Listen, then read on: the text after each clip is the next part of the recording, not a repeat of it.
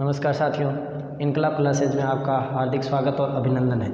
आज अपने मेवाड़ के इतिहास के अंदर पढ़ेंगे महाराणा अमर सिंह। महाराणा अमर सिंह जो कि क्या थे, महाराणा प्रताप के पुत्र थे और करण सिंह के क्या थे, पिता थे। तो देखिए, इनका सबसे पहले जानने की आवश्यकता है कि इनका शासनकाल क्या रहा होगा। इनका जो शासनकाल है वो था 1597 से 1620 तक इन्होंने क्या किया था, शासन किया था। ठीक है।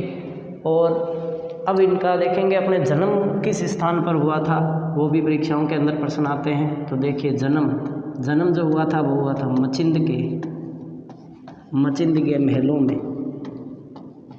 के महलों में इनका क्या हुआ, जन्म हुआ। और अगर पूछ ले मचिंद के महल कहाँ हैं, तो मचिंद के महल जो है वो आपके राजसमंद जिले के अंदर आपको देखने को मिलेंगे। ठीक है। अब इनका पूछा जाएगा आपको राज्याभिषेक, इनका राज्याभिषेक कहाँ हुआ। तो ध्यान रख लेना, जो महाराणा प्रताप ने अपनी अंतिम राजधानी बनाई थी वो थी चावंड।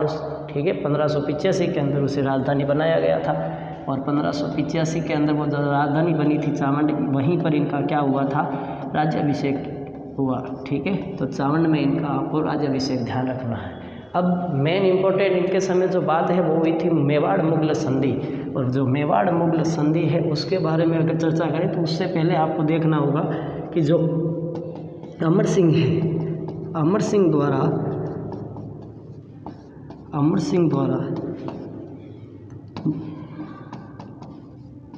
मुगल बादशाह अकबर व जहांगीर का शासनकाल देखा गया। तो कैसे प्रश्न आएगा कि मेवाड़ का वे शासक जिसने अकबर और जहांगीर का शासनकाल देखा था, तो कौन हो जाएंगे, अमर सिंह हो जाएंगे। अकबर और जहांगीर का शासनकाल देखने वाले आपके महाराणा अमर सिंह हो जाएंगे। ठीक है। अब अपने बात करते हैं इससे आगे।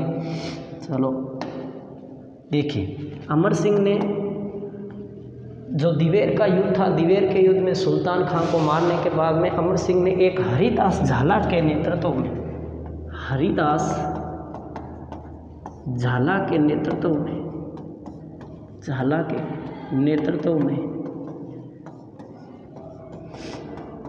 एक सैन्य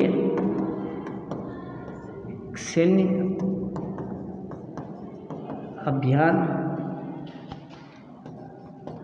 का गठन किया था हरिदास झाला के नेतृत्व में, जिससे आसानी से मुगल सेनाओं का क्या किया जा सके, सामना किया जा सके। लेकिन अब आपको बता दूं, अमर सिंह के एक पुत्र थे, पुत्र का नाम था करण सिंह। करण सिंह के दबाव में आकर और करण सिंह के कहने पर अमर सिंह ने मुगलों के साथ में की थी संधि। और मुगलों के साथ में जो संधि की थी, इसके पीछे भी एक मुख्य कारण क्या था, वो कारण देखिए। तो चलते हैं अपने नेक्स्ट स्लाइड पर। मेवाड़ मुगल जो संधि हुई थी, उस मेवाड़ मुगल संधि का प्रमुख कारण, मेवाड़ मुगल संधि का प्रमुख कारण, अब देखिए प्रमुख कारण क्या रहा होगा। तो जब महाराणा प्रताप की मृत्यु हुई, उसके बाद में जो मुगल बादशाह था वो था जहांगीर, यानी अकबर के बाद में कौन था, जहांगीर था। और जहांगीर ने अपने पुत्र का नाम था खुर्रम, जिसे अपने शाहजहाँ के नाम से जानते हैं। इस खुर्रम के नेतृत्व के अंदर मेवाड़ पर कई आक्रमण किए थे। और इन आक्रमणों से परेशान होकर अमर सिंह को मजबूरन ये संधि करनी पड़ी। और इस संधि के पीछे देखिएगा क्या होता है।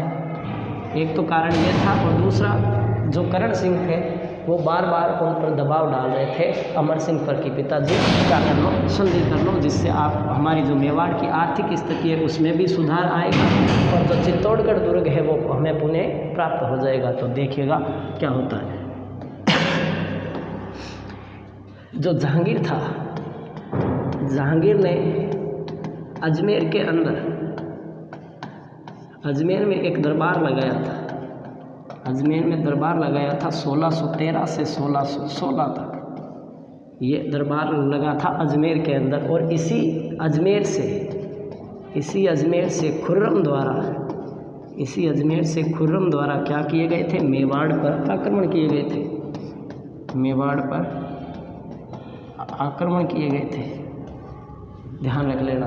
और इन खुर्रम के आक्रमण से परेशान होकर आखिरकार एक संधि करनी पड़ी मुगलों के साथ में। तो महाराणा प्रताप ने तो अधीनता स्वीकार नहीं की, लेकिन उनके आगे आने वाले वंशजों में महाराणा अमर सिंह को मजबूरन करण सिंह के दबाव में तथा इन आक्रमणों से दुखी होकर आखिरकार संधि करनी पड़ी। क्या कहा देखिए कैसे हुई संधि। तो मेवाड़ मुगल संधि, ये मेवाड़ मुगल संधि कब होती है, सन याद रखनी है 15 फरवरी 1615 को ये संधि होती है। और इस संधि के दौरान देखिए क्या क्या शर्तें थी। पहले तो देखिए संधि हुई किनके बीच थी, तो इधर मुगल बादशाह कौन था, जहांगीर था, और जहांगीर और सामने मेवाड़ का राजा कौन था, अमर सिंह था। लेकिन इन दोनों का भी संधि में कोई योगदान नहीं था। संधि करने वाले कौन थे, तो देखिए जहांगीर की तरफ से संधि करने कौन आया था, तो जहांगीर की तरफ से संधि करने आया था खुर्रम, ठीक है। और अमर सिंह की तरफ से संधि करने वाला कौन था, तो अगर पूछा जाए तो यहाँ पर आपके आ जाएगा इनका पुत्र जो था करण सिंह था, ठीक है। इस संधि के अंदर जितनी भी शर्तें थी वो ज़्यादातर मेवाड़ वालों के पक्ष में गई थी। ये शर्तें क्या थी, तो पहली शर्त के बारे में मैं आपको बताता हूँ। देखिए जो पहली शर्त थी, पहली शर्त में ये कहा गया था कि जो चित्तौड़गढ़ दुर्ग है, कौन सा दुर्ग, चित्तौड़गढ़ दुर्ग, चित्तौड़गढ़ दुर्ग महाराणा अमर सिंह को उन्हें दे दिया जाएगा, लेकिन जो अमर सिंह है, अमर सिंह इसका पुनः निर्माण नहीं करवाएंगे।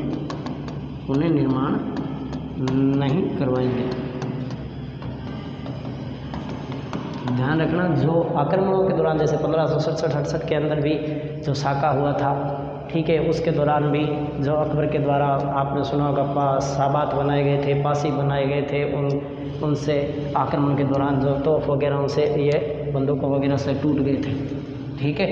तो उनका निर्माण ये वापस नहीं करवा सकते, ठीक है। तो ये चित्तौड़गढ़ दुर्ग तो वापस किन्हें दे दिया गया था, आपके अमर सिंह को दे दिया गया था। दूसरा, करण सिंह ने कहा था कि मेवाड़ या मेवाड़ी शासक मुगल दरबार में नहीं जाएंगे, मुगल दरबार में नहीं जाएंगे। तो कौन जाएगा भाई मुगल दरबार में, जाना तो पड़ेगा। अगर संधि की है तो वहाँ पर जाना पड़ेगा, किसी भी पर्व पर जाना पड़ सकता है, किसी भी युद्ध के अंदर जाना पड़ सकता है, सहायता के लिए जाना पड़ सकता है। तो कौन जाएगा, तो मेवाड़ी राजकुमार जाएगा, मेवाड़ी राजकुमार मुगल दरबार में जाएगा, ठीक। तीसरी शर्त, तो जो जैसे कि मेवाड़ में पहले चला आ रहा था कि जो मेवाड़ी कन्याएं हैं उनका विवाह मुगलों के साथ में नहीं करवाया जाएगा, तो वही शर्त अमर सिंह ने यानी करण सिंह ने वो रखी थी। और क्या कहा था कि मेवाड़ी राजकुमारियों का विवाह मुगलों के साथ नहीं करवाया जाएगा, मुगलों के साथ करने हेतु बाध्य नहीं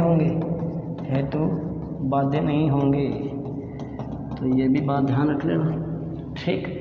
इसके अलावा और क्या शर्त थी, तो देखिए